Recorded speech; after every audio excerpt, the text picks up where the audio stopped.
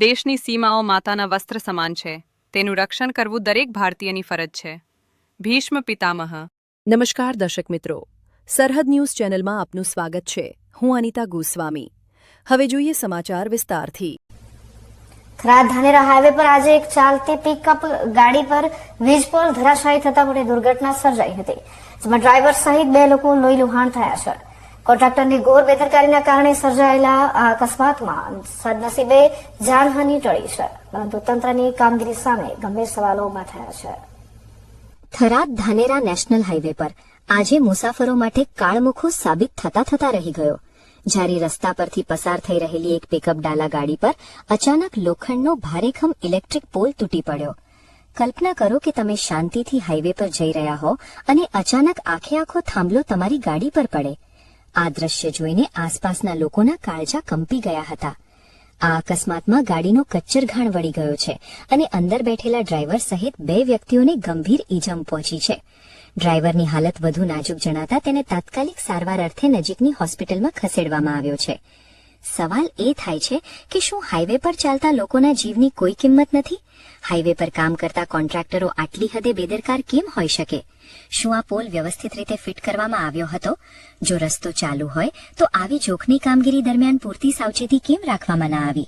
આજે તો સદનસીબે મોટી જાનહાનિ ટળી છે, પણ જો આ પોલ કોઈ બાઇક સવાર કે નાના વાહન પર પડ્યો હોત તો તેનું શું થાત? કોન્ટ્રાક્ટરની આ લાપરવાહીએ 2 નિર્દોષ લોકોને હોસ્પિટલના બિછાને લાવી દીધા છે. ગાડીને જે મોટું નુકસાન થયું છે તેની ભરપાઈ કોણ કરશે? શું તંત્ર માત્ર અકસ્માતની રાહ જોઈ બેઠું હોય છે? આ ઘટનાએ હાઈવે પર મુસાફરી કરતા વાહન ચાલકોમાં ફાળ પાડી દીધી છે. લોકો હવે એ સવાલ પૂછી રહ્યા છે કે નેશનલ હાઈવે જેવા વ્યસ્ત રસ્તા પર આવી જીવલેણ બેદરકારી બદલ જવાબદાર કોન્ટ્રાક્ટર સામે કડક પગલાં ક્યારે લેવાશે?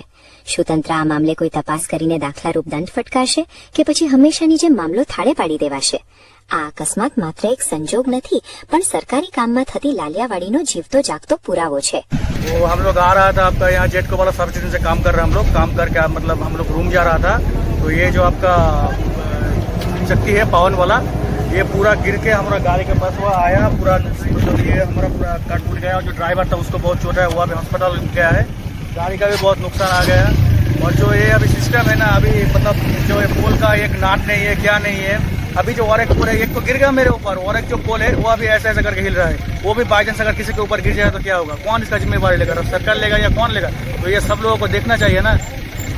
क्या गरीब आदमी सब कहाँ से जाएगा, किसके ऊपर गिर जाएगा? अगर बाई चांस से अभी गाड़ी नहीं होता, छोटा कुछ बाइक वाइक आदमी पैदल जाता तो वो on the spot direct death हो जाता.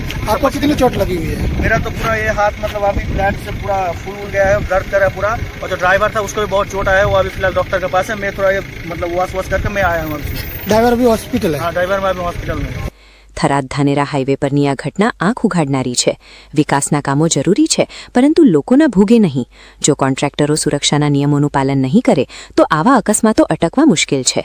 હવે જોવાનું એ રહે છે કે નેશનલ હાઈવે ઓથોરિટી અને સ્થાનિક વહીવટીતંત્ર આ ગંભીર બેદરકારી સામે કેવા પગલાં ભરે છે, જેથી ભવિષ્યમાં કોઈ નિર્દોષે પોતાનો જીવ ગુમાવવો ન પડે.